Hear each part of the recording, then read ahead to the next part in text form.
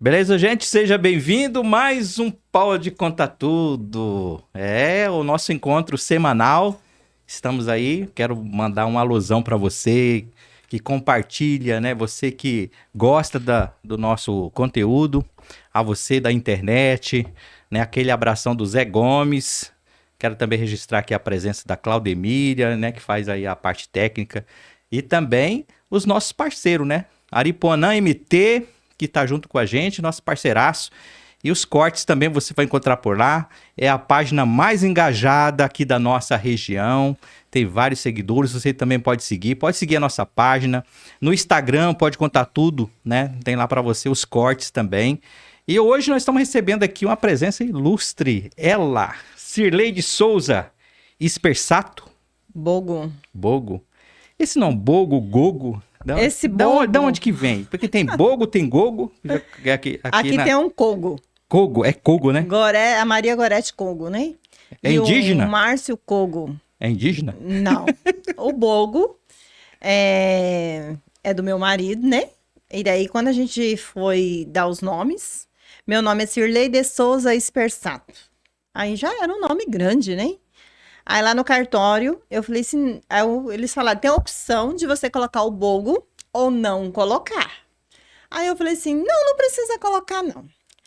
Aí o Márcio falou assim, se não colocar, não caso. Olha, já queria separar de casar. Nossa! Aí eu olhei assim pra ele, olhei pra minha mãe, que eu tava com 20. Aí olhei pra minha mãe e falei, você me engravida e agora diz que não vai casar? Já tava grávida. Só que era mentira, né? Não engravidei 6 anos depois do casamento que eu fui engravidar. Aí eu tive que colocar o Bogo. Aí virou princesa, né? Princesa que tem esse nome compridão, né? Aí o problema é quando você tá numa fila, numa recepção de espera, chega a tua vez. Cirleide Souza Espersato Bogo. Da Silva Sauro. Não, daí levanta eu desse tamanhozinho assim. A impressão que dá é que é uma pessoa grande, né? Nobre, né? Nossa, uma pessoa com saltão, uma pessoa grande. Não, levanta eu assim. Beleza, é o nome. Aí os filhos ficaram tudo com o Bogo também. Porque tem pessoas que não colocam, né? Que falam assim, se eu separar, não precisa mexer no documento, né? É uma opção, né? Mas eu não tive na escolha, não. Aí, como que eu tava jogado às traças, falei, não, aceito desse jeito. Aceito. Você tá igual eu, então. Tive que pedir namoro, pedir em casamento, depois o cara chega lá no cartório e não quer mais casar. Tem que aceitar, Sim, né? Você assim pra frente dele. Pedi ele namoro. Fiquei 3 finais de semana rodando os campinhos de futebol. Aí eu quero aquele arrepiadinho magrelo, que não sei o quê. Era magro, com os cabelos tudo arrepiados. E eu... Aí, onde vocês vão jogar? Onde vocês vão jogar? Lá na linha 5. A gente morava em Juína, né? Lá na linha 5. Menina, essa linha 5 é longe, que aquele Morro do Sabão lá, não sei quem vai pela Morena, quando a chegada de Juína tem um morro, né? A gente subia de bicicleta aquele morro. E daí ia lá na linha 5 pra ver esse Márcio Bogo. E ele jogando futebol. Não me via. Ele não olhava pra baixo? Não olhava pra ninguém, não me via. Aí até que alguém falou pra ele, cara, tem uma menina que fica vindo nos campos atrás de você. Aí ele foi, olhou. Aí chegou perto de mim. Me apaixonou. Quer namorar comigo? Mais ou menos coisa assim. Bem tradicional mesmo. Bem. Que hoje não faz mais isso, né? Não. Daí começamos a namorar, namoramos um tempo, né? Aí pensei comigo. Eu tinha ficado noiva 2 anos, tinha fugido do noivo, não quis casar. Aí falei pra ele, vamos casar? Daí ele falou assim, vamos. Aí eu falei, tá. Aí eu vou trazer minha roupa aqui pra sua casa? Ele, não, a minha família é católica. Eu, como assim? Não tinha experiência nenhuma de religião, a coitada, né? Aí, nós vamos casar na igreja. Eu, como? Casar na igreja? E ele, que sim, lindo. A minha família é católica e eu sou católica, eu vou casar na igreja. Aí foi um processo, criatura, 6 meses, com um monte de molecadinha desse tamanho assim, fazendo catequese para fazer a primeira Eucaristia. Para daí conseguir casar. Então, foi 1 ano e 6 meses de namoro e casamos. Eu costumo dizer, Zé, que é assim. Tive uma infância bem difícil, né? Mas a minha filha falou bem assim pra mim esses dias. Mãe, dos contos de princesa, com quem que você acha que você se parece? Falei, com a Cinderela.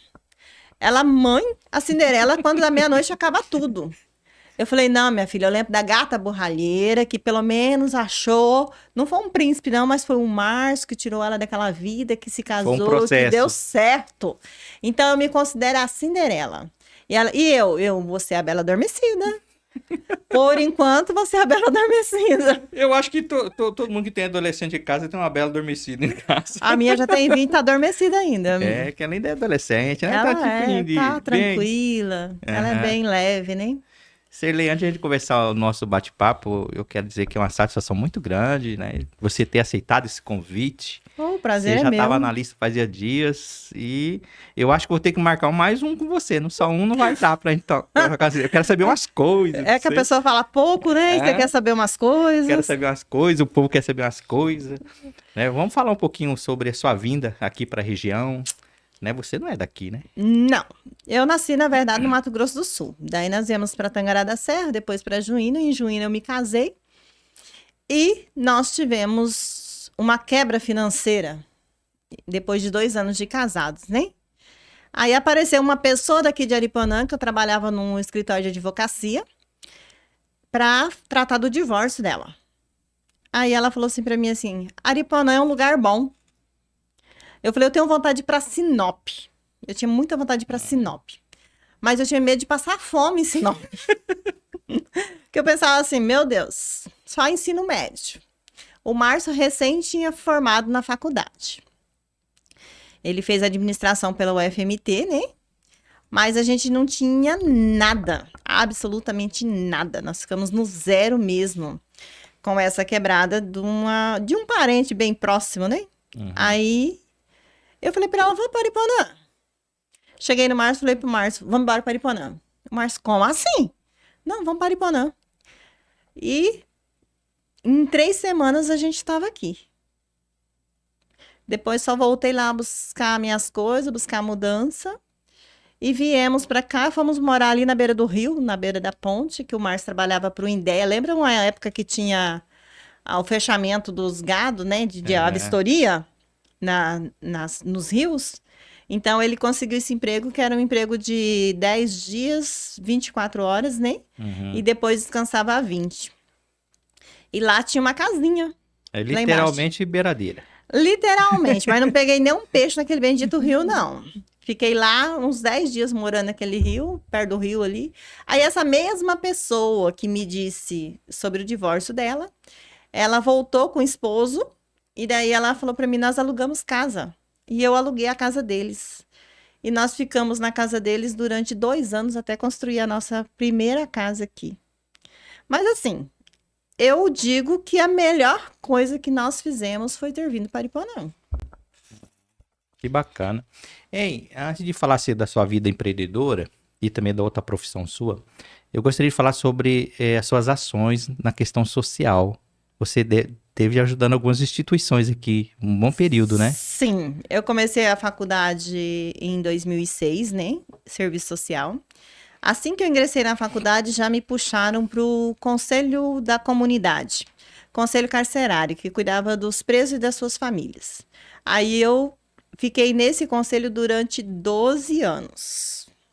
E paralelamente ao conselho, também fui levada para a APAI, para ser da diretoria da APAI. E fazia as decorações das festas das mulheres, né? A famosa festa das mulheres. Então, eu fiquei na APAI por 15 anos, juntamente com a dona Jane, Marisa Meotti, Jaqueline Tacada e todas essas mulheradas, Heloísa Mazon, a Gorete depois entrou junto.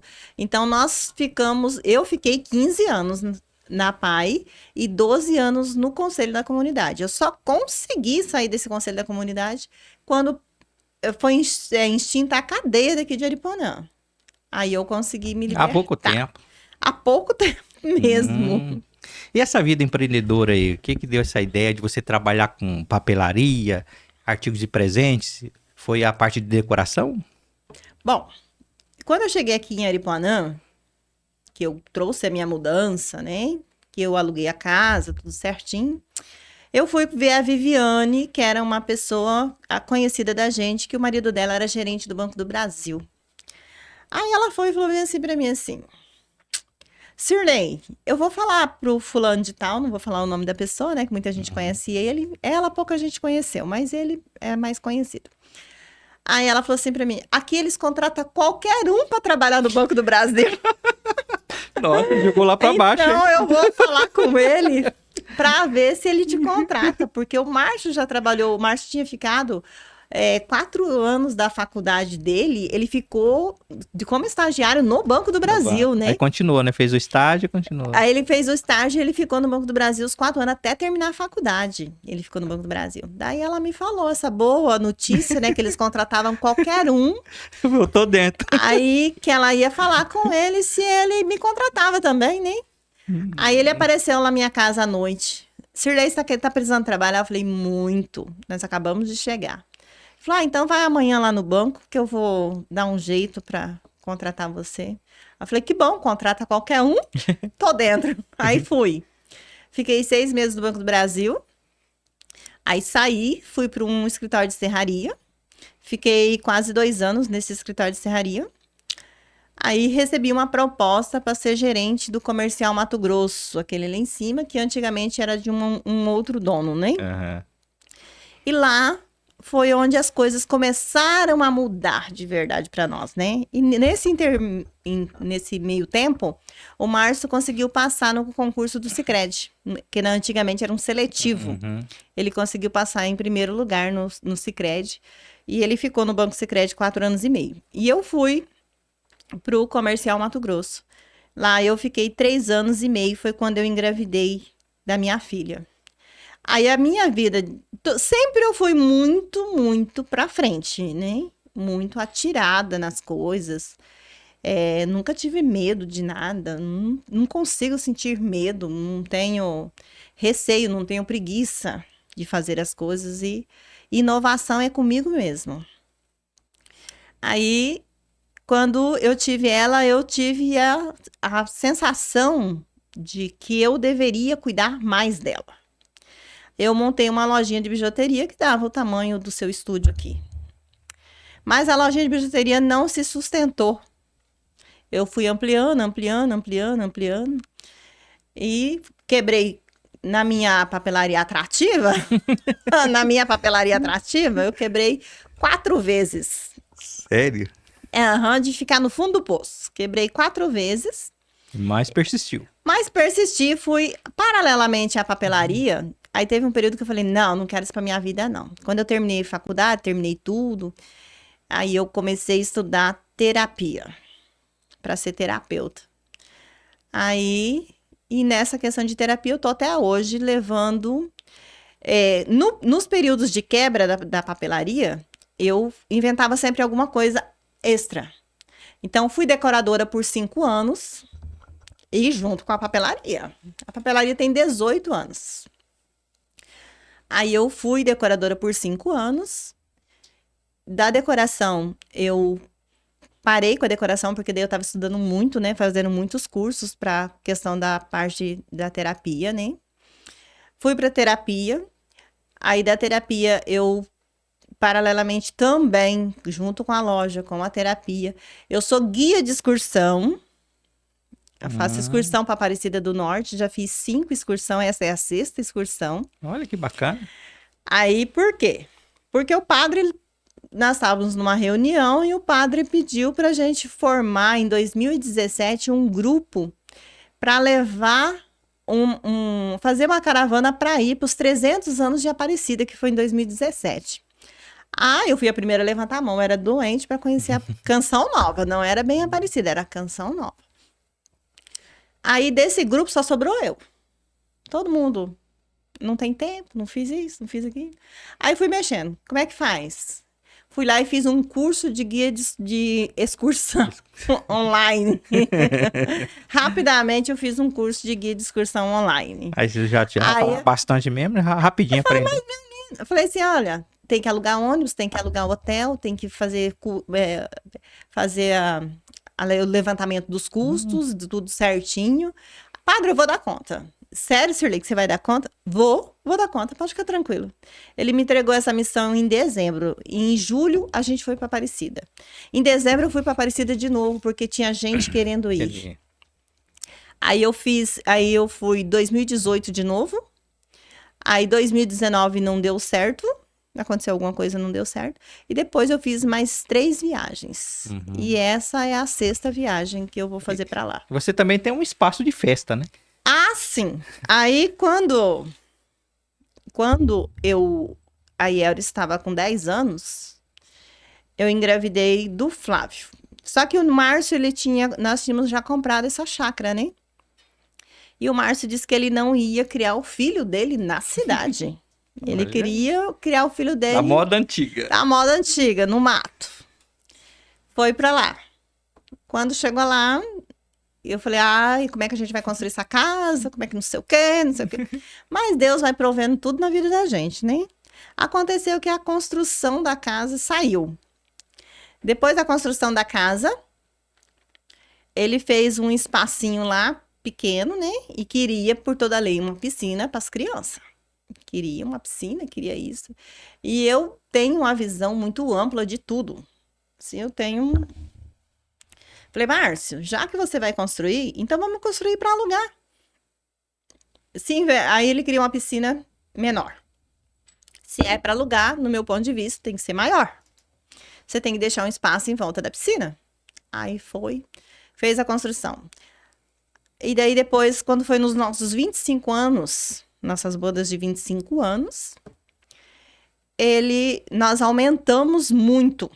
Aí construímos cozinha, bar, os banheiros e foi construímos, porque ele queria fazer os 25 anos lá na casa dele, né? Tinha que fazer os 25 homem teimoso, esse homem. Mas todo mundo fala assim, nossa, mas o Márcio é tão bonzinho. Nos 25 anos, todo mundo queria dar troféu pro Márcio, por ele ter me aguentado 25 anos.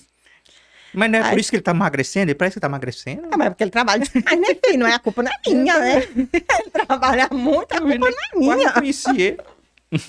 Quando você conheceu ele, ele era gordo. Mas foi antes da chácara. Chácara faz isso, então? Chácara faz a pessoa perder peso. Chácara... Olha aí, ó, você compra uma chácara que perde peso mesmo. Márcio, ele chega do serviço, ele vai até 8, 9 horas da noite construindo.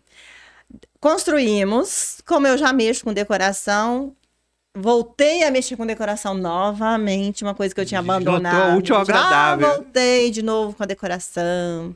Aí eu só se insistir muito. Agora já tá de um jeito assim que a pessoa fala assim, Sirley, você decora pra mim? Sim, decoro. Pra quando que é? Pra quantas pessoas? Quantas mesas você quer? O que você quer? Então, eu já estou de volta na decoração. Quando foi agora que eu fui para São Paulo, existe uma febre chamada Beach Tennis. Beach Tennis. O nome é em inglês, né? Tem uma raiva de nome em inglês, né? Beach Tennis. Onde não tem praia, se joga tênis na areia, tipo isso. Eu entendi mais ou menos assim, né? Os entendedores de beach tennis depois vão me falar. É praia e areia. É tênis praia, na praia. Tênis na praia. Beach tennis. Beach tennis. Eu fiquei, assim, apaixonada pelo beach tennis. E nós tínhamos um campo de vôlei. Aí, mais um empreendimento para a família Bogo, agora. Agora nós estamos construindo uma arena com 4 quadras, com 4 ou é 3? Acho que é 3 quadras de beach tennis. Areia. E aí o Márcio tá muito empolgado com esse novo projeto aí do beach tennis. Falei, esse é seu. Eu acho que ele tá pensando lá pra frente, viu? Esse Márcio é danado. O Márcio Ele disse que no futuro dele ele quer queria um tanque de peixe. Há uns anos atrás ele falava que ele queria um tanque de peixe. E eu viajar, com certeza, né? Viajar. Aí nós estamos com esse projeto aí do beach tennis também, que vai ser mais uma atração lá no uma espaço. Uma atração no espaço Recanto Bogo, porque lá tá ficando cheio de atração, então viu? Lá pode locar o dia inteiro, né? Reunir a família, ficar, jogar um tênis, tem piscina. Joga tênis, tem piscina, tem mesa, tudo. Tem bar. Tem tudo. Ah, então é um bom espaço para fazer uma festona, né? Para quantas pessoas lá o espaço? Lá cabe 300. É um dos Ah, espaços maiores que tem é aqui. aqui. Né, Eu só não tenho a quantidade de mesa ainda, porque o trem é caro, viu? Eu só não tenho a quantidade de mesa, mas cabe 300, porque na nossa bodas de prata foram 260 pessoas. E sobrou mesa vazia, que nós tínhamos 300 convidados. Nós arrumamos 300 lugares. Ainda fizemos toda a decoração, tudo certinho, e coube. Tá, uma coisa que eu esqueci de falar pra você referente ao casamento, Uhum. eu tinha 19 anos, né, quando eu comecei a namorar com meu pai, quase 19. Casei com 20, eu tinha 18. O meu plano de casamento era casar pra 10 anos e daí separar. Ah, não me diz que você tinha um plano assim. Bem tranquila. Falei pro Márcio, falei assim, ó, nós vamos casar e vamos viver 10 anos e depois cada um segue seu caminho. Ele, como assim? É, eu Eu falei, pergunto como assim. eu falei, porque 10 anos é muito tempo. 10 anos é tempo demais, cara. E daí já deu pra gente fazer o que tinha que fazer, o que precisava ser feito, o que a gente tinha que conquistar junto, a gente já conquistou. E daí cada um segue seu caminho. Aí ele, tá bom. Aí foi. E eu fiquei com isso na cabeça muito tempo, tá? Não é? Não foi assim, ó. 9 anos. Falei uma vez e depois esqueci. Não. Eu sempre falava assim, é 10 anos. Casamento pra mim é 10 anos. Aí a Heloísa um dia falou assim: para de falar essas coisas, porque não pode falar essas coisas que vai se separar. Eu falei, não, mas o Márcio já casou sabendo que era 10 anos. Com 10 anos a gente se separa. Por que você não fez um contrato de aluguel, então? Em vez de Deveria, né? Passou os 10, passou 12, passou. Deu 25, agora fez 26, cara. Que bom, parabéns. Aí eu vou dizer, não É. casa com pensamento de separar, não, porque o casamento é bom. E olha, gente, que vocês estão falando, tá ouvindo isso de uma terapeuta que faz terapia de casais também. E vamos entrar nesse tema, né? Que é um tema, assim, bastante interessante. Verdade. Eu espero que você não esteja me avaliando aqui na conversa. Fala assim, ó, o Zé Gomes tem essa personalidade. O terapeuta tem essa percepção ou não? Tem. Tem? Tem. A gente faz avaliação pelos pés, pelo olhar, pela postura da pessoa, né? E eu faço, né? Ei, mas você faz isso com a família lá, com o esposo com os filhos? Você atende eles ou você fala, ó, vocês vão Atendo. procurar um terapeuta, que eu não atendo família? Atendo assim, não com aconselhamento ou com conversação, como é com os pacientes, né? Uhum. Na minha família, eu aplico a técnica, né? Que é a técnica de barras de Axis, que é uma que limpa as emoções negativas e traz para a pessoa uma fluidez muito grande na vida da pessoa, né? O Flávio Henrique, por exemplo, meu menino de 9 anos, ele tinha 7 no período da pandemia. Uhum. Ele estava com 7 anos. E era período dele começar a ler. Aí eu falei, vou fazer o seguinte, eu vou correr as barras do Flávio toda semana e você, coloquei a Yelris, né, a minha menina, você vai ajudar ele pra gente ver se ele vai conseguir ler. Com 30 dias o Flávio Henrique estava lendo. Aí a Rita Malteso pegou o Flávio, né? Por 6 vezes ela levou o Flávio na casa dela para poder ensinar ele a ler palavras com 3 sílabas, que era o que ele não sabia ainda. Aí ela levou ele e ele aprendeu. Então, assim, a minha filha, ela tem TPM bem agressiva, né? Ela tem endometriose, TPM bem forte mesmo. E eu faço atendimento nela sempre. Ah, então você atende a família porque tem um problema. Tem umas questões, né?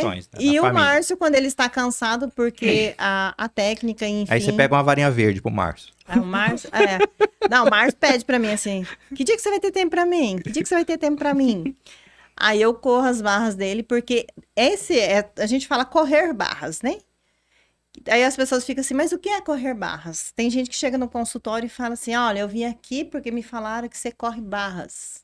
A pessoa já fica olhando assim pra ver se tem alguma barra de ferro. Fica um atleta, né? Tem alguma barra de ferro. Uma bailarina, né? Que tem barras, um atleta. Alguma coisa assim. Aí eu explico, não, barras é o seguinte, é uma ligação que a gente faz de um ponto no outro, onde você tem uma sintonia dos seus neurotransmissores que eles vão trabalhar em conjunto.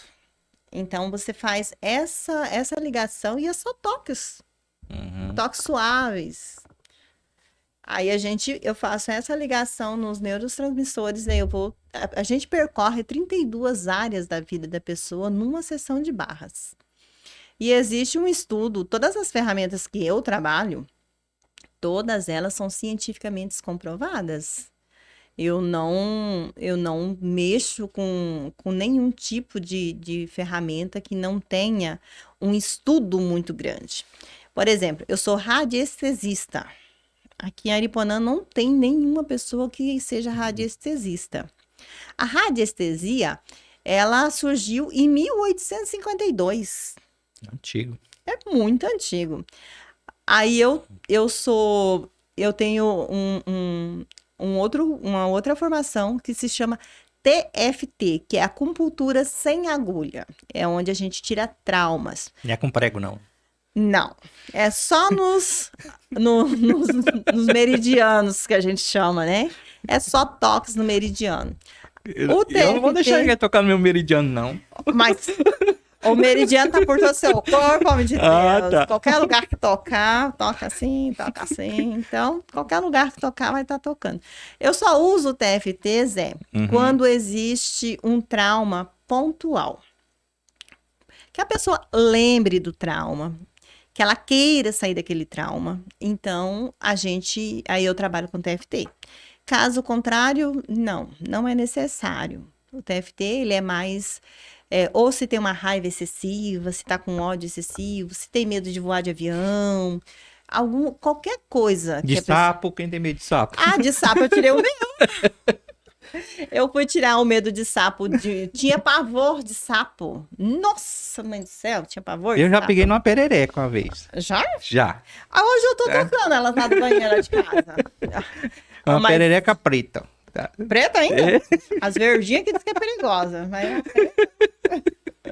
Mas o sapo, de verdade, que tem muita gente que tem pavor de sapo. Tem pavor minha mesmo. sogra quase desmaia quando vê um. Eu tinha esse problema também de sapo. Aí eu tive uma Bichinho tão paciente... inofensivo, né? Não é. Não é não? Não, o sapo ele tem uma toxina bravíssima, Não, tipo, né? se ele lá longe, ele não ataca, ela ataca. Não, Ou eu você não acredito entende? que não, né? Que acredito que não. Porque eu entendo mais de perereca, de sapo eu não entendo. Ah, de perereca você entende bem. Já é um bom começo, né? Já é um bom começo. Mas o sapo em si, a gente tem mais pavor. Normalmente a mulher tem mais pavor do sapo, né? Mas também tem nojo também, né? É porque nojo, ele é um bicho bem... mais asqueroso, feio mesmo, né? É lá do esgoto, né? E daí... Aí quando eu fui tirar o medo do sapo dessa menina, eu percebi que eu não tenho mais. E eu parei de ver eles. Imagina, morar na chácara e aí ter medo de sapo, aí fica difícil. Teve né? um dia que eu fui afastar um vaso lá, meu Deus do céu, logo que a gente mudou pra lá. Tá um Aí eu sapão. fui afastar um vaso, um bicho desse tamanho assim, daí o Márcio falou, nunca faz nada, quando vai mexer ainda acontece isso. Aí eu falei, nunca faz nada, meu Deus do céu, não, vontade de só. Aí eu corre aqui e tira esse bicho daqui que eu tenho que lavar a varanda. Daí, mas era muito grande, muito feio. Sapão. Então, assim, o sapo eu te garanto que eu dou conta de tirar o trauma, assim, que eu tirei o da minha paciente e tirei o meu. Trauma de bicicleta. Vamos agendar uma consulta para tirar um medo. Você tem medo de sapo, né, Zé? Não, é uma pessoa que mora lá em casa. Ah, é uma pessoa que mora na sua casa? Hein? Que mora junto com a Claudemília? E junto com duas crianças? Isso. Hein? Eu não sei se é tabu ou se é preconceito. Eu gostaria de saber, assim, muita gente tem medo de procurar uma terapeuta, medo do que as pessoas falam, sei lá, vergonha. Quem que pode fazer terapia? Todo mundo.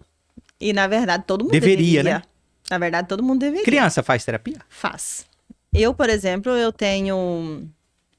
Deixa eu ver. 1, 2, 3... 4, 5, 6. 6 abaixo de 12.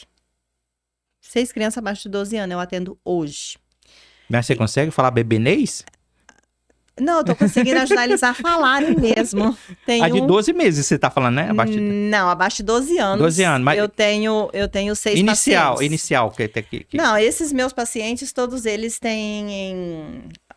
2 têm autismo, são autistas, né?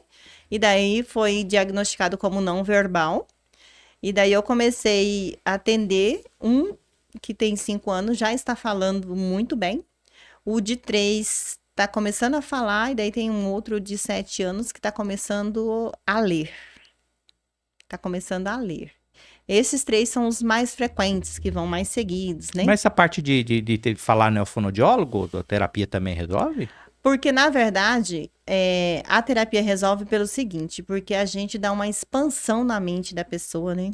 Na mente da criança, de qualquer pessoa que passa pelo processo terapêutico, ele recebe uma energia e é uma expansão mental que a gente tem. Por exemplo, se você olhava as coisas desse tamanhozinho assim, né? Pequenininha, a partir do momento que você tem suas barras corridas, que você passa por um processo de uma ferramenta, ela vai ampliando. Tem que fazer um desses, claro. Vai ampliando a visão da Viu pessoa. pequenininho Né? assim a visão. Mas não é tudo que amplia, tá, amigo? Nossa, que grandão. Só essa coisa da só a visão. A mente. Porque, na verdade, tudo está aqui, né? Na cabeça da gente. Como as minhas formações, elas são voltadas mais para a parte emocional, psicológica do ser humano, então, o meu trabalho, ele é mais voltado para o emocional. Na parte física, esse curso que eu estou fazendo agora, que é Reflexologia Podal Emocional, ele trata a parte física, que é a parte básica, né, do curso. Só que eu não estou interessada muito na parte física, deixa para os médicos a física. Eu estou interessada na parte emocional, de tratar a reflexologia do emocional da pessoa. Que eu gosto da parte emocional, eu gosto da mente, né? Do poder da mente, do poder do que a gente pode proporcionar para uma pessoa. Isso que eu gosto de fazer. É tipo assim, muita gente não procura terapeuta. Eu gostaria de saber, como é que é o seu consultório lá? É igual na televisão? Tem um divã, tem um sofázinho onde que senta um casal? Como é que é? Como é que é lá no um divã para 2, né? Eu gosto daquele cara lá do divã para 2, que as ferramentas que ele usa é bem potente, eu já assisti, né? a Diva no Divã. Divas no Divã. Divas no Divã. A Divas no Divã eu assisti. Eu já assisti no teatro também. Muito bom, né? Cara, mas muito bom. Aí eu assisti Divã para 3, que eram 3 homens no teatro também, em São Paulo. E o Divã para 2 é um filme que o casal tá muito afastado, um casal já de idade, né? Acho que muita gente já assistiu esse filme. E o terapeuta, ele é muito mencionado pelas coisas, pela forma como ele usa, né? E as tarefas que ele coloca o casal para fazer, para cumprir. Então é um filme, ao mesmo tempo que ele é muito bom de assistir, muito engraçado, mas ele traz umas ferramentas diferentes pra gente, né? Eu trato, na terapia do casal, eu faço a terapia, a primeira sessão, normalmente juntos, porque o casal exige que seja junto. E é sempre assim. Se ele não for, eu não vou. Se ela não for, eu não vou. O problema tá no outro sempre, né? O problema não tá em mim, tá no outro. Aí eu faço a primeira sessão com o casal e depois eu faço sessões separadas. Não é considerado traição? Fazer o quê? A sessão separada? Ué. Como traição? Ela foi lá falar com ela lá e contar as coisas lá e tá. A gente entra na situação da individualidade do ser, né? Porque para eu viver bem com uma pessoa, com o meu marido ou com a minha esposa, eu preciso primeiro me conhecer. Eu não posso só exigir do outro. Todo mundo que se casa tem um embate, porque, os primeiros dias a gente até fica quieto, vai aguentando, né? E depois, com o passar do tempo, a gente não consegue falar, às vezes, pro outro aquilo que sente realmente. Se você colocar um casal frente a frente para discutir a relação dos dois, vai dar conflito. Vai dar conflito. Então, qual é a forma que eu trabalho a terapia de casal? Eu atendo um e atendo o outro. Atendo um e atendo o outro. E vou fazer a ponte aérea entre os dois. E os dois vão se resolvendo. Passo tarefa para um, passo tarefa para outro, diferenciada, onde os dois consigam perceber a importância do casamento e onde é que está faltando. qual que é... Me responde aí. Você também é casado, né? Se você responder corretamente, tá livre da terapia. Se não responder corretamente, Claudemíria, ele vai ter que ir pra terapia. Qual é a maior dificuldade que existe dentro de um relacionamento, dentro de um casamento? Diálogo. Oh, o cara acertou! A falta de diálogo é a coisa mais pesada que existe no relacionamento. É o segundo, nem vou falar. O segundo é financeiro, né, amigo? O segundo é financeiro. O financeiro pesa muito. E existem outras coisas que pesam no relacionamento, né? Então, assim, a falta de diálogo, eu nunca dizer o que eu penso de verdade, eu não colocar para fora as coisas que eu sinto, isso traz um sofrimento a longo prazo. E depois chega um momento que a pessoa desiste do outro. E o diálogo, ele não tem que ser, não precisa necessariamente ser todos os dias, vamos dizer assim. Mas ele precisa ser frequente, ter uma certa frequência. Existe um estudo real que casais que conversam 15 minutos por dia,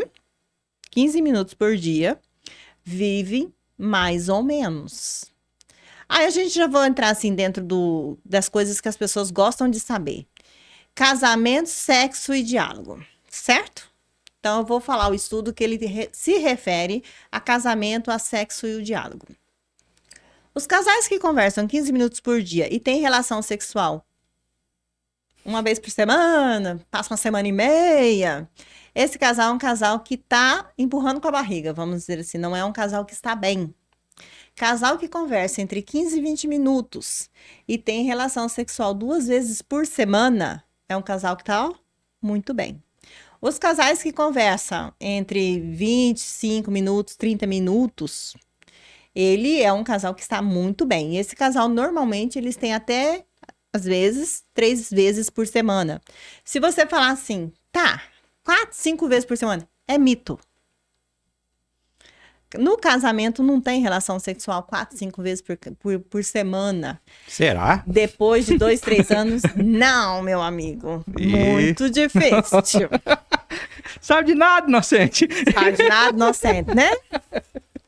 Então, assim, quando a pessoa fala assim, não, lá em casa é todo dia tem.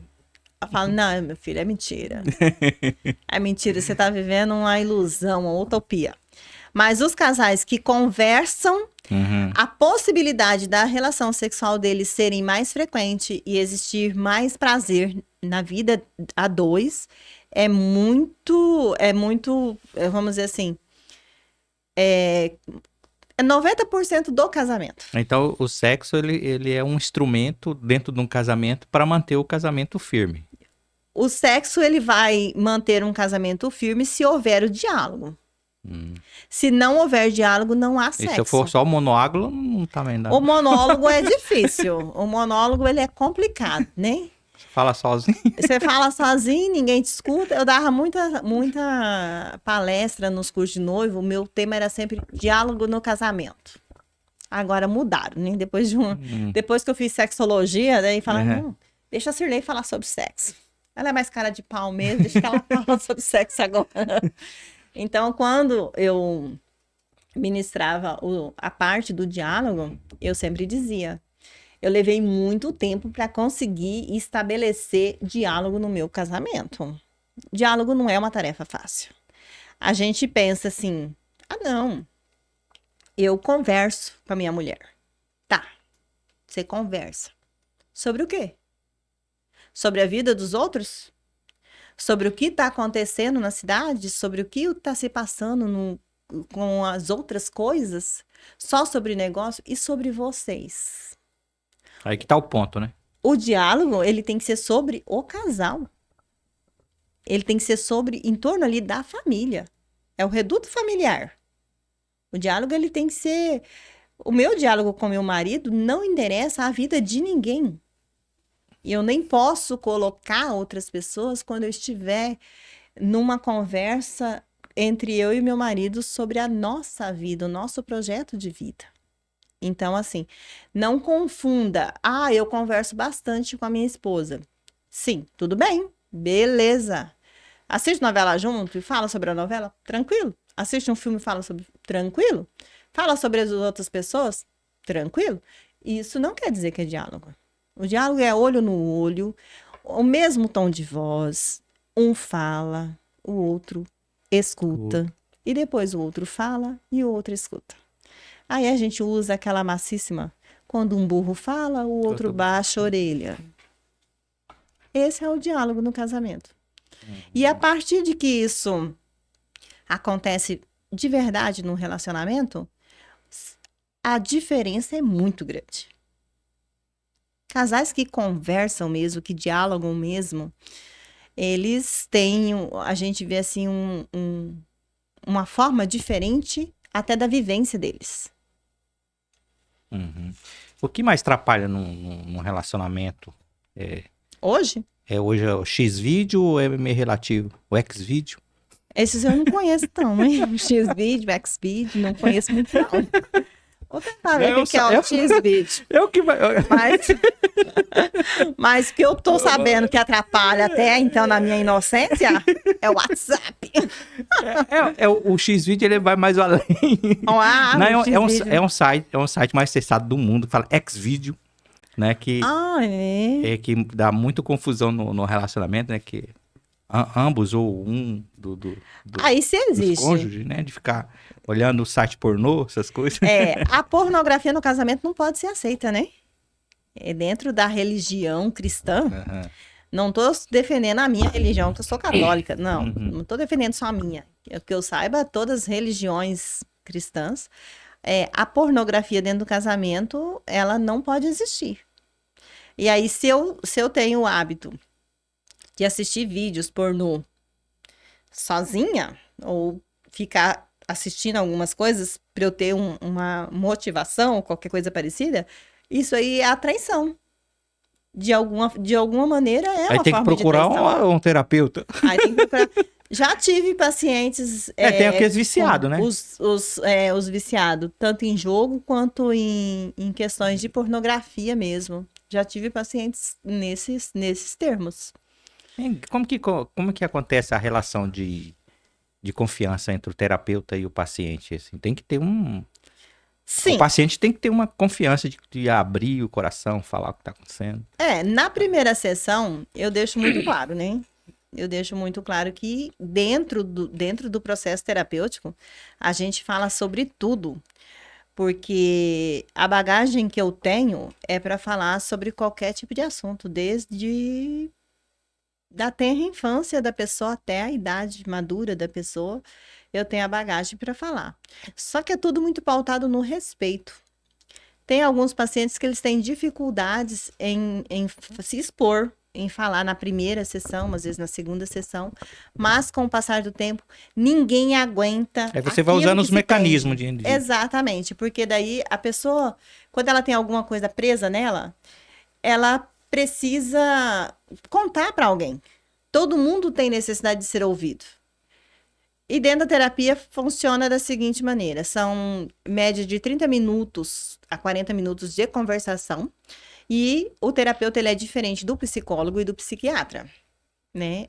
A gente fica nesse meio, porque a nossa conversação, ela é compartilhada. Não é só você falar e eu só ouvir. Não, eu falo junto com você, eu converso com você. Aí aprende o diálogo. Dentro do processo terapêutico, aprende o diálogo. Mas assim, chega um momento assim que você percebe que não é da sua responsabilidade, você indica um psicólogo, um psiquiatra, né? Normalmente, quando não é mais da minha ossada, né? Que não é mais para mim, ele vai, quando precisa de medicação, que a gente percebe que tem um transtorno, que existe algumas coisas além, é psiquiatra. Como que eu sei que eu tô com um problema emocional para procurar um... Tem como identificar assim? Eu consigo me identificar? Eu sou uma pessoa leiga no coisa, acho que eu preciso de um terapeuta, eu não tô bom não. Tá, vamos lá. Para você conseguir identificar que você não está bem, a primeira sensação que você tem são pensamentos repetitivos. E normalmente os pensamentos são mais negativos, né? Você tem uns pensamentos que não. Aí você pede para aquele pensamento ir embora, ele vai, mas ele volta. Uma tristeza repentina, uma vontade de ficar sozinho, ou uma euforia demais, não consegue ficar sozinho, que é diferente, né? Então, a gente acaba percebendo que o nosso corpo, ele vai dando sinais de que tem alguma coisa errada. Todas as pessoas têm os pontos delas, todas. Por exemplo, eu tenho meu ponto na coluna. Quando eu não estou bem, a minha coluna dói. Quando eu estou bem, a minha coluna não dói. Só dói se eu fizer muita força, qualquer coisa parecida, mas o meu ponto fraco é a coluna, então eu já sei. E daí comigo acontece uma coisa chamada, que eu chamo de apagão. Por exemplo, né, eu tenho uma vida muito ativa, eu faço muita coisa. E de vez em quando, depois do almoço, eu deito no sofá, não consigo abrir o olho, não consigo levantar. Aí eu tenho esse dia, desmarco quem eu tenho para atender e eu fico em casa e respeito o meu corpo, porque daí eu sei que eu passei do limite com ele. Então a gente precisa se conhecer. Uhum. E quando você. Os sinais que a gente. O adulto, ele é mais difícil de aceitar, né? A pessoa tem uma vida ativa, tem uma vida que ele acha que tá tudo bem, que tá, a não ser que ele esteja passando por algum problema mais sério, mas o ser dele grita. Ele tem que aprender a ouvir. O que eu estou sentindo, se é real, se isso é normal, se antes eu não sentia isso, e por que que agora eu estou sentindo? Então, prestar atenção no que a gente sente é de suma importância. Você começa a se conhecer de verdade. Por exemplo, uma pessoa, eu tenho um trauma. Qual que é o período para me procurar uma pessoa para me conversar, um psiquiatra, um psicólogo, uma terapeuta, antes que aquilo vire uma sequela? Existe um tempo? Na verdade, assim, ó. Traumas, você só vai saber que é trauma depois de muito tempo porque você não conseguiu esquecer. Tudo que te aconteceu e quando você lembra daquilo ali, você tem aquele sentimento volta em você, traumatizou. Então, a qualquer momento, em qualquer período, você pode buscar ajuda para sair desse trauma. E como é que sai do trauma? Falando sobre o que aconteceu. A gente muda um fato? Não, a gente ressignifica o fato. Porque tudo o que acontece na vida da gente tem pelo menos 3, 4 lados, correto? Uhum. Então, às vezes, você que passou por um fato, por aquilo que você chama de trauma, você só tem um ponto de vista em cima daquele fato. Aí, quando você vai para o processo terapêutico, ou você vai para um psicólogo, psiquiatra não faz isso, sinto muito em dizer. Psiquiatra, ele olha para você, tá com depressão? Toma aqui. Toma Rivotril, Lexotan, assim vai. Psiquiatra, ele medica. Só medica, basicamente. Eles não têm esse tempo da conversação. O psicólogo e o terapeuta já têm, né? Então, quando você percebe que você está tendo pensamentos repetitivos, você está tendo uma ansiedade desesperada, vamos pensar, se eu fosse uma pessoa ansiosa, eu tinha um compromisso com você hoje, correto? Eu não teria dormido bem, eu não teria feito tudo o que eu fiz hoje, eu estaria o tempo todo pensando, aí daqui a pouco eu tenho que ir lá no Zé. Aí que hora que eu vou lá, entende? Quando a pessoa está sempre pensando no futuro, o que ela tem por fazer, e ela não consegue olhar o que ela tá fazendo no momento, isso se chama ansiedade. Agora, nós temos também o chamado estresse. O estresse, ele não é muito cumulativo, ele é diário. Aí você tem que prestar atenção, o que que você tem? E a questão do passado são os pensamentos e as lembranças. E os traumas, que são referências ao passado. Mas o que que a gente faz na vida inteira? Somatiza. Você vai somatizando. Um dia você sofreu um bullying na escola, quando você era pequeno, por exemplo, né? Sofreu um bullying na escola. Você ficou com aquilo na cabeça e você não teve coragem de contar para os seus pais. Aí outro dia você sofreu uma outra situação, você não conseguiu resolver. Você não conseguiu dar uma resposta. Aí outro dia você tem uma outra situação, você também não conseguiu dar uma resposta. O que você fez? Você somatizou 3 episódios da sua vida. Lá na frente, eles vão florescer. De alguma maneira. Então, todas as pessoas, uma hora ou outra, vai ter que buscar uma ajuda. Ou se aquela pessoa for muito forte, tiver muito conhecimento, lê muito, busca muito por conta própria, tem muita gente que diz que sai. Mas na verdade não sai, porque eu sou terapeuta e eu preciso de atendimento de uma outra pessoa. Se fosse assim, eu não tinha problema nenhum.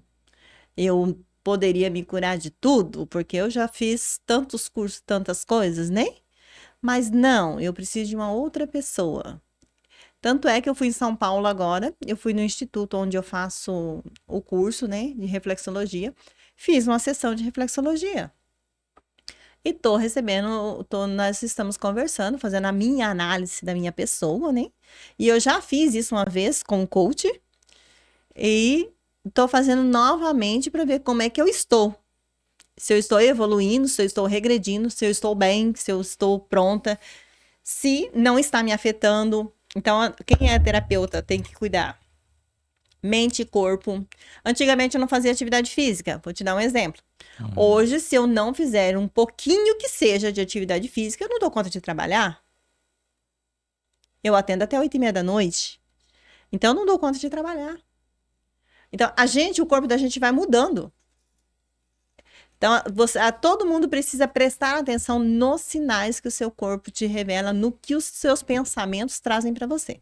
Me diz uma coisa, a depressão, ela tem cura ou eu só simplesmente aprendo a lidar com aquele problema quando eu faço um tratamento?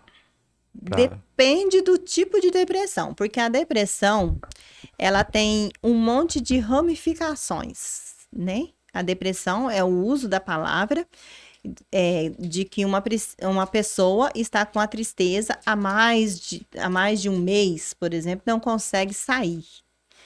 Você só vai ser diagnosticado com depressão mesmo a partir do momento que você começa a perder as suas atividades laborativas, né? Laborais. Você não está conseguindo trabalhar, você não está conseguindo se alimentar, você não está conseguindo fazer as coisas. Ah, fulano está com depressão porque está triste. Mas essa depressão, você só consegue perceber ela, às vezes ela já tem 4, 5 anos que está em você, e daí chegou um momento em que ela falou, para! Eu não dou conta mais. Para. Aí ela faz você parar. Aí você procura ajuda. As medicações, elas vão nos sintomas, né? As medicações, elas vão nos sintomas. Aí tem gente que fala assim, tá, você pode falar sobre medicação? Posso. Estudei 2 anos e meio somente ansiolíticos, que são os remédios antidepressivos. As medicações, elas vão nos sintomas. Para sair de uma depressão, a gente precisa não só do acompanhamento de outra pessoa, mas também de fazer algumas mudanças de hábito na nossa vida. Você consegue sim sair de uma depressão. É uma tarefa fácil, depende do grau da depressão e depende do que ela trouxe para você. Existe depressão com distemia, existe depressão eufórica, existe depressão com toque, existe depressão com disfunção executiva. Então, as ramificações da depressão, elas são inúmeras, cada pessoa tem um. Aí nós temos também dentro, que acompanha a depressão, os transtornos. Transtorno daí já é uma coisa diferente, é um psiquiatra que vai tratar. Porque vamos colocar aí, transtorno mais comum, bipolaridade. Esse é problema, hein? É um transtorno que é um dos mais comuns que existe. Como que você trata uma pessoa que tem bipolaridade? Você chega lá a saber se é uma pessoa ou se é a outra que tá lá. Depende da conversa dela, né? Aí um dia vai uma e depois do dia vai a mesma pessoa, mas é outra pessoa. Sim, é igual gêmeos, né? É igual gêmeos. Mas dá pra perceber que a pessoa assim... Dá pra perceber se a pessoa... A pessoa confusa, assim... A pessoa que tem bipolaridade, na verdade, não é que ela muda a personalidade dela total, não é isso. Ela muda o humor dela repentinamente. Já assistiu o filme Fragmentado? Fragmentado? Não. É uma pessoa que ele tem várias personalidades, né? Ele encarna até animais. É muito interessante. Fragmentados. Isso. Eu já assisti muito filme na minha vida, mas esse eu não assisti, Fragmentados. Mas tem um conceito real? Que na verdade o filme ele é bastante técnico, né? Tem que ser, a pessoa tem que assistir várias vezes. Tem que assistir várias vezes e ler nas entrelinhas para poder entender. Quem procura ele. Sabe onde você vai conseguir entender, assim, quem quer saber um pouquinho como é que é o comportamento humano? Existe um desenho chamado Divertidamente. O Divertidamente, ele traz para nós, de uma forma bem lúdica, todas as emoções e os sentimentos que o ser humano tem, e que quando um sentimento ele se sobrepõe sobre outro, a pessoa sofre as consequências. Então, esse é um filme, assim, ele foi feito por uma psicóloga. Então, esse filme, Divertidamente, ele tem um conceito muito bom que todo mundo deveria assistir. Eu gosto de assistir, já umas 2 vezes. Já assistiu 2 vezes? Mais 2 vezes. Eu assisti 4.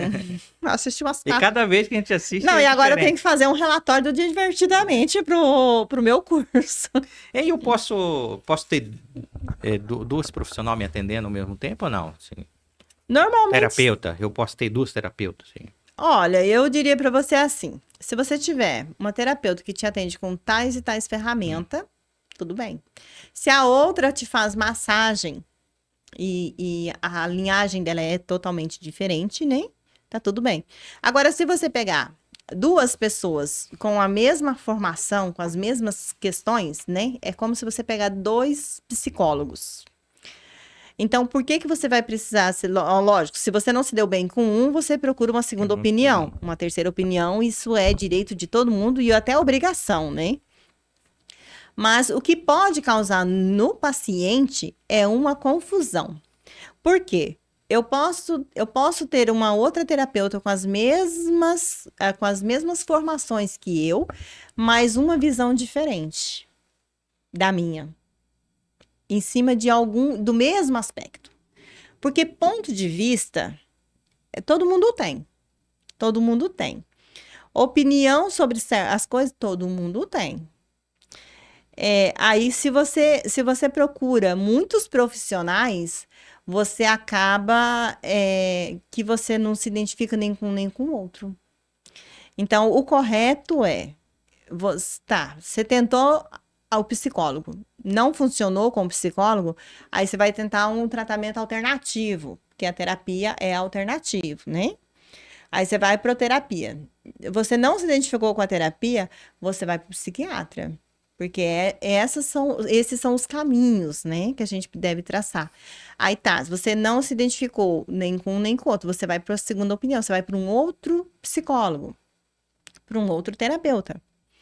Aqui em Ariponã, com as formações que eu tenho, só tem eu. Não tem nenhum outro profissional com as mesmas formações. Tem algumas pessoas que fizeram o curso de barras, né? Mas tem somente o curso de barras. Terapia de casal, não tem ninguém com essa formação. Sexologia também não tem, até onde eu sei, não tem ninguém com essa formação. E radiestesia também não tem. Não estou dizendo que eu sou melhor que ninguém, não. Entenda isso. Mas são 20 anos estudando. Terminei a faculdade, já ingressei na terapia, né?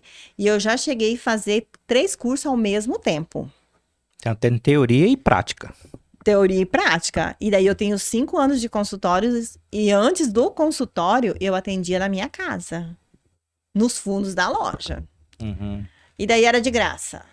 Era uma benção, né? Aparecia gente lá, Sirlei, eu vim conversar com você um pouquinho. Eu acho que eu vou visitar você lá na chácara de vez em quando. Lá em casa de vez em quando aparece, né? Vamos lá contar umas histórias. Umas histórias. Não, e daí assim, aí eu atendia. Naquela época, para mim, era muito bom. E tava tudo... Eu tava aprendendo, tava buscando, tava não sei o quê. Mas eu me lembro, assim, que uma coisa que eu aprendi...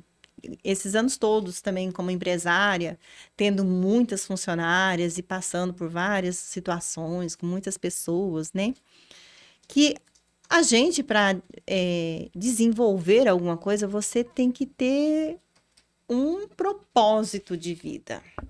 A partir do momento que você encontra o seu propósito de vida na profissão que você escolheu, e você consegue olhar para aquela profissão e dizer assim, isso aqui eu quero pro resto da minha vida, você está no caminho certo.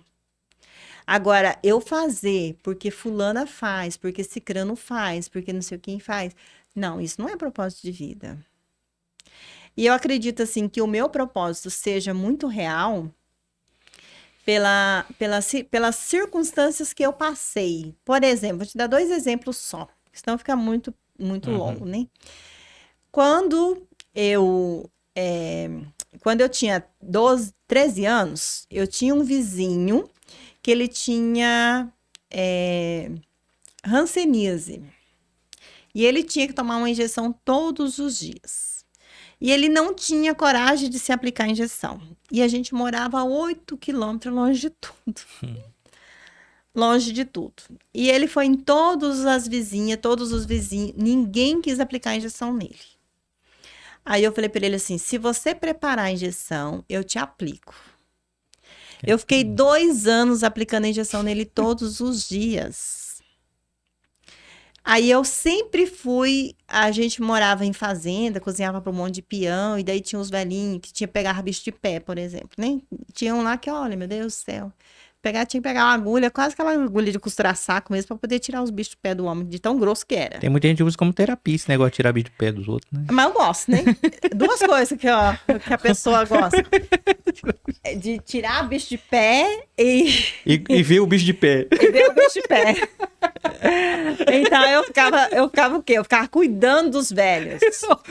Ficava cuidando dos velhos, tirando os bichos de pé. Não via nada em pé, não, tá? Aí os velhos só olham pra baixo. Só olhava pra baixo. Os velhinhos só olhavam pra baixo.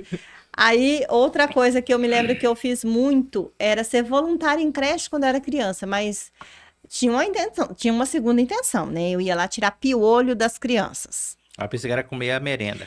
Não, mas eu ia por causa do café da manhã mesmo. Eu chegava cedinho lá, daí elas me davam o café da manhã, eu tomava café junto com as crianças, e depois me colocavam lá numa salinha, no jardim, onde fosse, e fazia a filinha das crianças, matando piolho, tirando piolho. Nossa. Então, Eu já fazia terapia já desde pequena. Aí eu digo pra você assim, que eu acho que é cuidar do outro, sabe? Que é ter coragem de cuidar do outro. Teve uma vez que a gente estava vindo de São Paulo no avião e um homem começou a passar mal. E começou a passar mal. E na verdade eu já estava quase dormindo, mas é que os bregas assim lá estavam tudo fechado. Eu também nem tinha prestado atenção se estava fechado ou se estava aberto. São Paulo, um frio danado. Aí quando a gente sai no ar, começa a esquentar, né? Aí esse homem começou a passar mal, e as aeromoças anunciando lá, tem algum médico no voo, tem algum médico no voo. Não apareceu nenhum médico. Ela tem um senhor passando mal. Aí eu falei pra ela, moça, eu sou terapeuta, e eu tenho os pontos onde eu consigo fazer a pessoa respirar melhor, onde eu faço a pessoa voltar. Eu já tirei pessoa de desmaio. Ela falou assim, ele tá passando muito mal. Menino, quando eu cheguei no homem, o homem tava com as 5 camisas. Aí eu, na hora, fui abrindo as camisas do homem, uma camisa atrás da outra, uma camisa atrás da outra. Aí massageei aqui, porque nós temos uma glândulazinha chamada timo, bem aqui assim. Que se você aprender a massagear essa glândula, você respira melhor, o seu humor melhora, tudo em você melhora só por causa dessa glândula, tá? Aí fui massagear o timo dele, massagear o pulso dele, daí o homem foi voltando e eu pedi um pano molhado, coloquei na testa dele e o homem tava queimando era de calor mesmo, né, com aquele monte de camisa. Fui tentar falar com o homem israelense. Não entendi nada como falou. Eu falei, moça, ele é da onde? Era moça, ele é da onde? Aí ela falou assim, Israel. Eu, oi? Se o homem tiver um míssil? Pensei comigo, se ele tiver uma bomba, um míssil, qualquer coisa parecida, tô ferrada. Aí, tá. Daí consegui voltar o homem, daí eu falei assim, ele tá assim por causa do excesso de roupa. Diz pra ele tirar um pouco das roupas e deixar a camisa aberta e abre O ar. as ventilação do avião, né? Que todo mundo vai melhorar. E a gente via, tava todo mundo meio assim. Eu falei, meu Deus, daqui a pouco eu vou ter que atender um avião inteiro? É. Aí abriu, melhorou. Aí meu Deus, eu tive que assinar um monte de papel, mas me deu uma raiva depois. Falei, a gente salva a vida de uma pessoa e né, você tem que assinar um Tem monte que de papel. responsabilizar você. Aí eu falei, daí se o homem morre, eu que tenho que... Se o homem tiver com míssil, tiver com... Aí cheguei nas meninas e falei assim, Mara do céu, o homem tava com uma bomba, por isso que ele passou mal. E ela, e agora? Eu falei assim, aí eu falei pra ele não puxar o pino. o pino, não. Que eu tenho filho pra criar, eu salvei a vida dele. Ele falou assim pra mim, não vou puxar não. Mas foi muito legal. Então, assim, eu vejo que todas as viagens que eu faço, sempre onde eu andei, onde eu fui, eu sempre estive ajudando alguém. Teve um dia que eu saí daqui e falei pro Márcio, vou dormir até Juína sem abrir o olho nenhuma vez. Eu fui de táxi. Uma mulher com uma criancinha de 30 dias. Tava levando pro pediatra. A mulher começa a passar mal. Me entregou a criança. Eu até Juína. Com medo de bater aquela criança. E a mulher vomitou e depois dormiu. E eu olhei assim e falei assim, meu Deus do céu, eu mereço uma coisa dessa. Então a minha vida sempre foi assim. Uma pessoa na família tem algum problema mental, psicológico mesmo, e tá fazendo um tratamento. É recomendado que todo o pessoal da família, ou pelo menos os responsáveis da família, faça também uma terapia? Olha, Para a recuperação da pessoa. Porque assim, vamos colocar uma pessoa que tá com uma depressão profunda. Aquela que não tem vontade de sair do quarto, que não tem... Então, o que a gente faz, né? É preciso ter uma conversa com todos os familiares, porque o ambiente onde está essa pessoa faz toda a diferença para a cura. Aí vamos colocar uma pessoa que tem um transtorno de bipolaridade, que é o que nós falamos que é o mais que o povo acha. Qualquer coisa que o outro faz, aquilo é bipolar. Aquilo é bipolar. Não é assim. Não é assim. Bipolaridade é uma coisa séria. É uma coisa muito séria. Para você entender uma pessoa que tem um transtorno de bipolaridade, a família precisa compreender como que esse ser funciona. Porque não adianta a gente só atacar ou a gente só defender. Não. A pessoa ela tem que se responsabilizar pelas coisas, mas aos poucos. Ela tem que ter uma compreensão do lugar dela. Só que o ambiente familiar, ele diz muito referente ao tratamento de qualquer tipo de tratamento. O ambiente familiar vai dizer se aquela pessoa vai viver muito ou vai viver pouco, se ela vai melhorar ou se não vai melhorar. Porque, de repente, eu já peguei pacientes de passar uma vida inteira sendo acusada, que você não serve para nada, que você não sabe fazer nada, que você não sabe fazer nada. A pessoa tem uma distemia. Aí a gente acaba descobrindo que a pessoa é distêmica. O que é o distêmico? O distêmico é aquela pessoa que ela sabe o que precisa fazer, mas ela procrastina o tempo todo, ela não dá conta de fazer. Tem dia que ela produz, outro dia ela não produz nada. Então são situações e situações. Toda família deve sim ir conversar com quem está cuidando do paciente para poder entender como esse paciente funciona. Vamos supor assim, eu vou lá fazer uma consulta, aí você descobre que eu tenho um certo distúrbio, um problema. Tem pessoas que voltam para casa e tentam usar isso a seu favor, tipo, se vitimizar, acontece? Tem, com certeza. Com certeza tem. Sempre tem. Tipo assim, para favorecer ele. Não, eu faço isso porque eu tenho um problema. Sim, sempre tem, mas normalmente... É normal isso, então. É normal, assim, só que daí a família chega até a mim, né? Uhum. Aí a gente fala assim, isso você deve fazer falar com essa pessoa, sim, senhora. Nesse ponto aqui não toca. Porque eu sei quais pontos que pode ser tocado e quais não pode ser tocado, né? O que vai realmente ferir Então é ele, bem importante você chama os parentes. No caso, chama. dependendo da conversa, você convida o responsável. Eu sempre convido o responsável. Se for a mulher, o esposo vai, os filhos vão. E daí a gente tem o dia da conversação entre a família.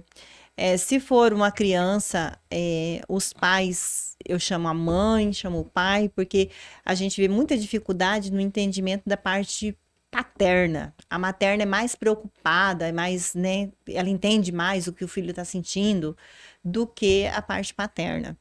Aí eu chamo os dois, converso com os separadamente, converso com os dois juntos, porque para puxar para aquela pessoa a responsabilidade também. Ele precisa ter uma responsabilidade. Porque muitos pais deixam nas costas da mãe o filho e ele acha que ele contribui financeiramente e tá tudo bem. Não, eu pago a terapia. Tranquilo. Não, mas aquela criança, ela precisa que você passeie com ela. Ela precisa que você assista televisão com ela. Ela precisa que você sente no chão e desenhe com ela.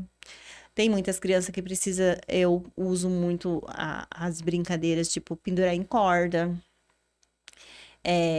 tomar banho de chuva, ir para o rio, ir para a natureza, pisar na terra, porque tem alguns pais que protegem tanto que não deixa a criança pisar na areia, não deixa pisar na terra, não, né?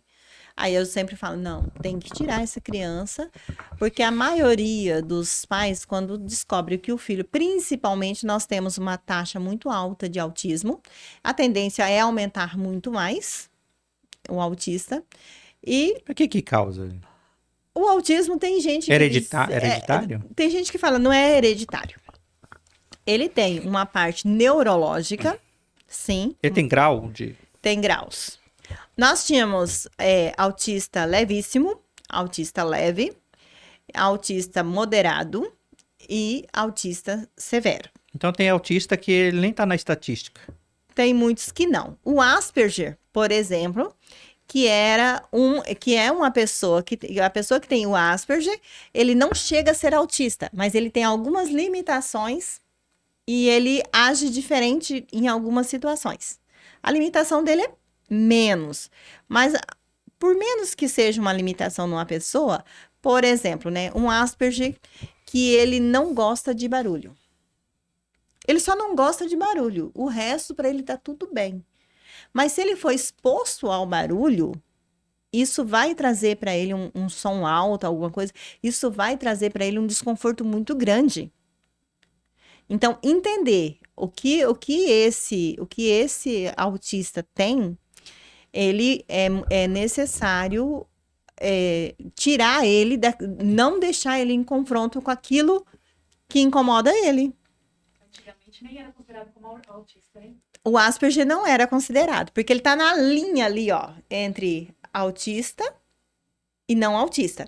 Então, hoje se considera autista levíssimo, que é o Asperger. Ele tá bem na linha. Síndrome. Acho que é síndrome. Coisa assim, não? Tem gente que falava que era síndrome, né? Mas não é síndrome. É autismo mesmo. Só que a limitação dessa pessoa é bem menor do que um autista leve ou moderado. Aí tem autista agressivo, tem autista imperativo. Aí chamam de TDAH, que todo mundo é TDAH. Agora tá usando muito essas iniciais aí, né? Eu tenho TDAH, tem muita gente. Eu tenho um paciente que ele é autista. Ele já é um homem. Aí esse dia ele chegou lá pra mim e falou assim: eu descobri o que eu tenho. Falei assim: o que você tem? TDAH. Falei: por que você descobriu?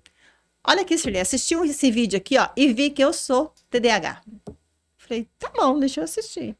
Aí o cara fala no vídeo lá: todas as respostas que eu gostaria de ter dado quando eu estudava e não podia. Ficava sentado lá no fundo da sala de aula e não respondia. Aí o cara vai falando. Eu não tenho nada a ver com isso não, professor. Aí ele, eu era desse jeito, Shirley, eu era desse jeito.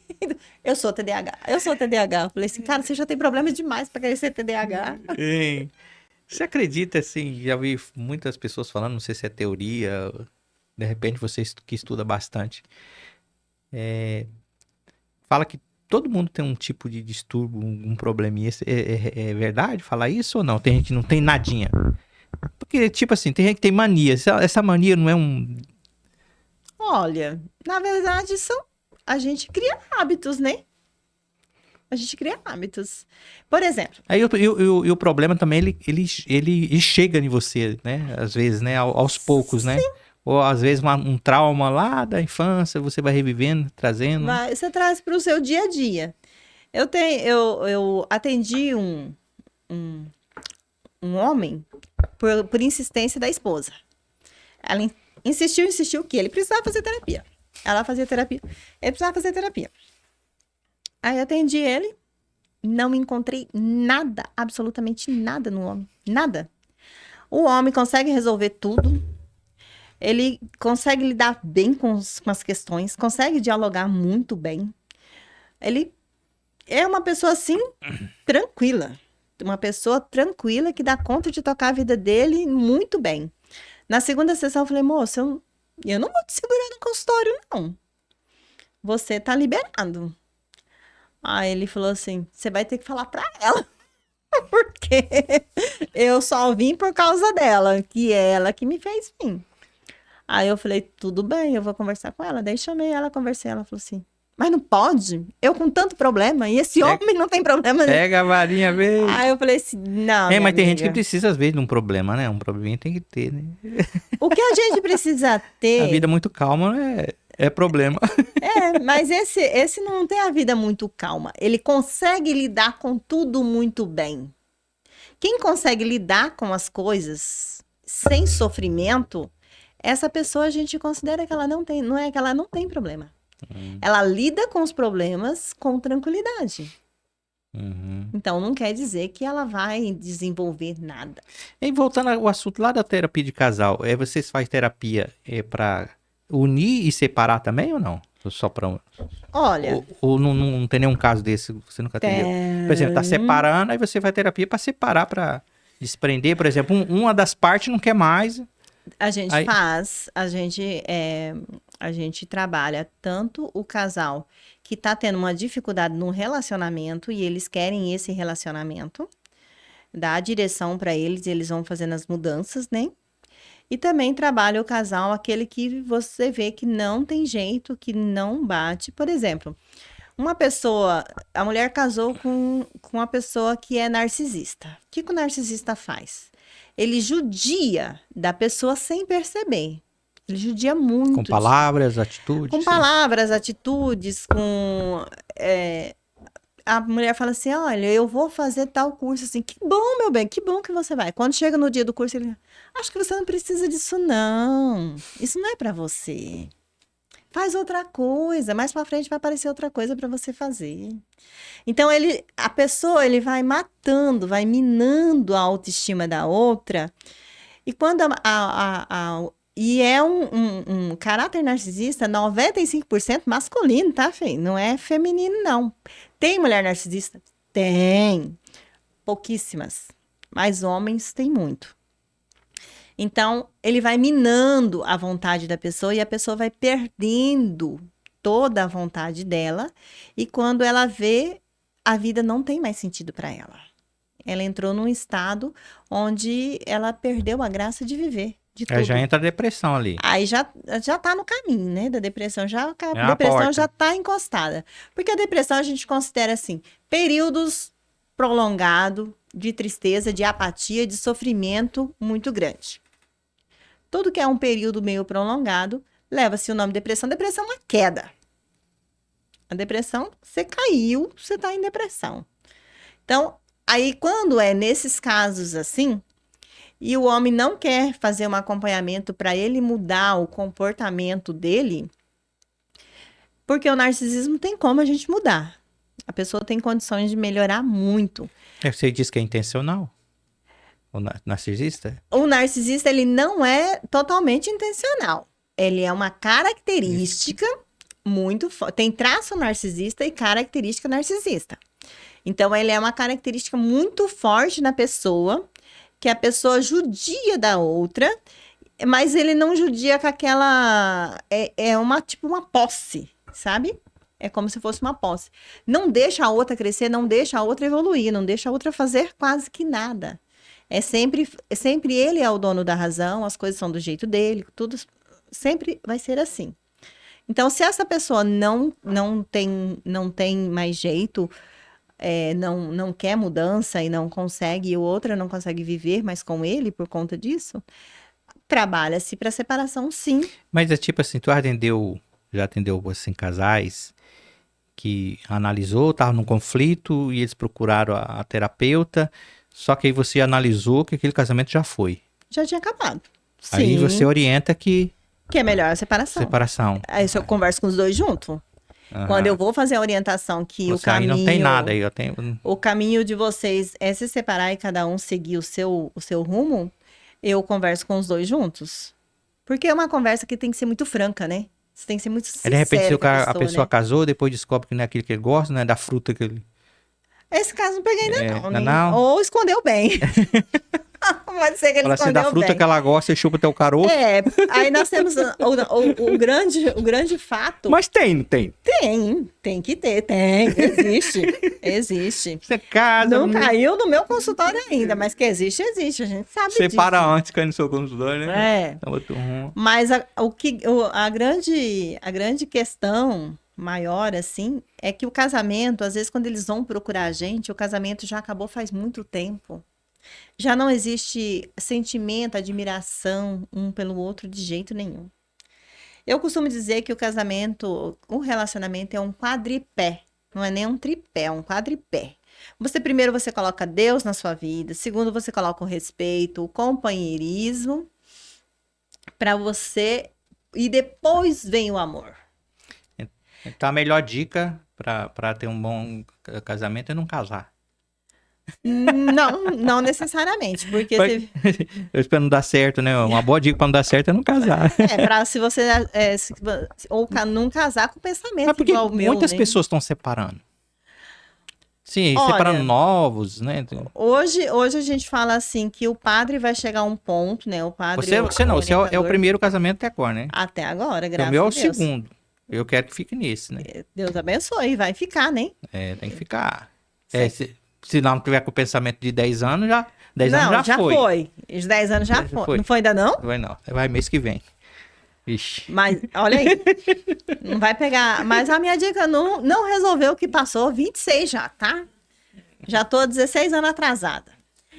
Mas assim, ó. Você é a primeira pessoa que casa com o pensamento separado. Mas eu acredito que eu fui a primeira. Eu acho que eu fui a primeira pessoa. E o pior é que tinha uma amiga minha que ela queria que eu dissesse não, era lá na hora. A que me ajudou a bordar o vestido. Muito amiga, hein? Ela falava assim, ai, Sirley, todo mundo é besta, fala assim, por que você não diz não? Aí... Tá de brincadeira. Não, a gente ficou muito tempo brincando com isso. E se eu disser não? Vai ser legal, a gente faz uma festa. Você não era danada, hein, Sirley? Eu não sei se eu era tão assim, mas eu me lembro quando eu tava na 4ª série, a minha mãe foi na escola e daí a professora disse assim, a Sirley é muito inteligente, ela faz tudo rápido demais, ela sabe tudo, ela acompanha, ela ajuda os colegas, mas tem um problema. Conversadeira ao extremo, tudo quanto é confusão, ela tá na frente. Menina, minha mãe falou assim, você me fez passar vergonha. Nunca mais eu vou na escola. E a minha mãe nunca mais pisou na escola. Ela esqueceu toda... Eu, como mãe, hoje, né? Eu ficaria com a parte da inteligência da pessoa, que fazia tudo, que ajudava os colegas, né? Não com a parte das confusão, das brigas que dava na porta da escola. Eu não ficava com essa parte, eu ia ficar com a outra parte. A minha mãe, não. Minha mãe ficou com a parte de que eu era briguenta. Eu era pra frente, eu ficava conversando demais na sala de aula. Eu era líder em todo quanto é canto, eu acho que eu sempre fui líder mesmo. Uhum. Quando eu fiz o DISC, que é um sistema que a gente faz para ver as características e a personalidade da gente, o meu deu 87% dominante. Por sorte, que deu 78% de influenciadora. Que o influenciador derruba um pouco o dominante. Uhum. cauteloso, que é aquela pessoa cuidadosa, que tudo é melindroso. Adivinha quanto? 4. Como que você adivinhou? Eu sou quase um terapeuta também. 4%. Ei, Cirlei, fala pra mim assim, a gente sabe que eu admiro muito o seu trabalho. Eu acho que assim, além da teoria que você tem, eu acho que precisa de um dom para ser esse tipo de pessoa, né, que tem percepção. Mas tem muita gente que fica curioso, muita gente também quer fazer o que você faz. Fala pra gente, fala pro pessoal, pode usar aquela câmera ali, fala para as pessoas assim, quais são os desafios, né, tem dificuldade, não é moleza também, ver você falando assim com a tranquilidade, né, mas você vai estar lidando com pessoas e tem muitas coisas negativas, né, você tem que saber como não As energias. observar aquilo ali, né. Quais são os desafios para você e o que tem que fazer para ser uma terapeuta de sucesso igual você? Não sei ainda se eu tenho sucesso, né, amigo? Vamos ver se eu ainda vou chegar no sucesso. Mas tem muitas pessoas. Eu atendo bastante, já atendi bastante gente, né? Mas eu vou dizer assim, ó. A primeira coisa que a gente precisa, em qualquer profissão que você escolher, em qualquer propósito de vida que você tiver, e só vai se você tiver certeza, é você abrir mão de muitas coisas em prol daquilo que você acredita. Por quê? Eu, nesses meus anos de estudo, eu nunca fiquei sem trabalhar na minha loja. Eu nunca fiquei sem fazer as coisas da minha casa, sem as minhas responsabilidades como mulher. E eu estudo no sábado. Hoje eu faço um curso das 7 às 11 da manhã.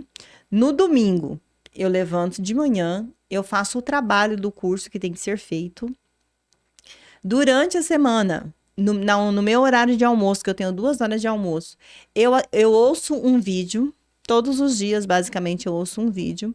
À noite que eu chego mais cedo em casa, eu estudo. Eu já li mais de 150 livros físicos, né? E depois da pandemia pra cá, e depois da minha agenda muito lotada, eu parei com os livros físicos, mas eu estou nos audiolivros. Então, assim, depende... eles chamam terapia holística. Terapeuta holístico. Cada pessoa vai seguir uma linhagem. Por exemplo, massoterapeuta é terapeuta. As irmãs aqui é terapeutas. Então, cada pessoa vai seguir uma linhagem daquilo que ele se identifica. Tântrico terapeuta. Tântrico terapeuta. Existe também, né? Tem de tudo na questão. Só que o que eu digo assim, ó. O que a gente não pode ter é preguiça de estudar. Porque isso é uma exigência em qualquer curso que você fizer e qualquer curso que você quiser se dar bem. Eu era considerada não inteligente. Para não dizer outra palavra, né? Eu era considerada não inteligente até...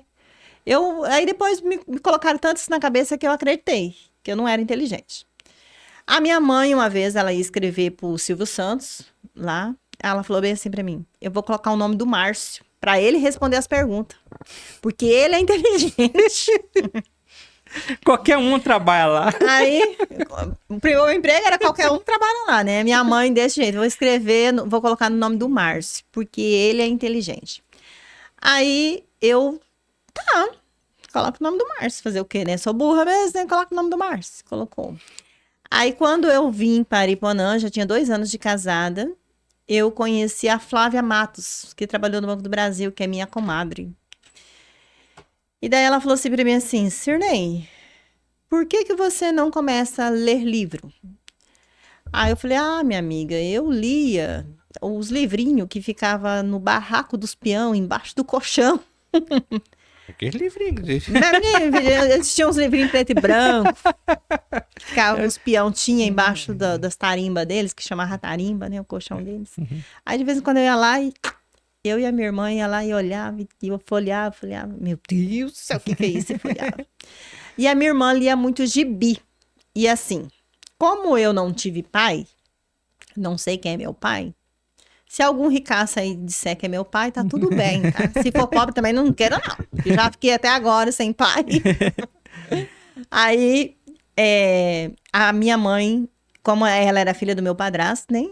Ela é filha do meu padrasto e da minha mãe. A minha mãe comprava um monte de gibi para ela porque ela ia ser a doutora da casa. Ela ia ser a que estudava, a doutora. E eu não. Eu era a que brincava na rua, que brigava com os vizinhos, que cuidava do filho do vizinho, que gastava um fardo de açúcar fazendo doce, dando panela de doce para não sei quem, panela de doce para não sei quem. Quando eu aprendi a fazer doce de abóbora, foi desse jeito.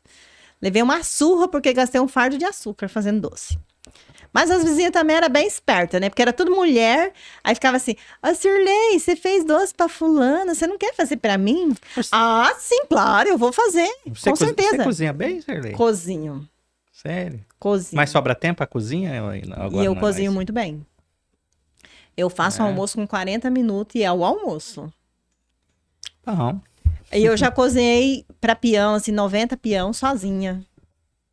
Mas lá era só carne, arroz, feijão e pronto. Carne de anta ainda, bem, tá? Bem tradicional. Então, aí, depois que eu conheci a Flávia começou a falar pra mim, não, Sirlei, você é inteligente. Eu, não sou não, você é. Aí teve uma prova do Banco do Brasil uma vez, e eu falei, não, eu não vou fazer, eu vou ficar aqui rezando pro Márcio passar. Ela, não, você vai fazer. Fui lá, eu fiquei 3 pontos atrás do Márcio. Aí eu comecei, falei, acho que eu não sou tão burra assim, não. Aí ela começa a ler livro.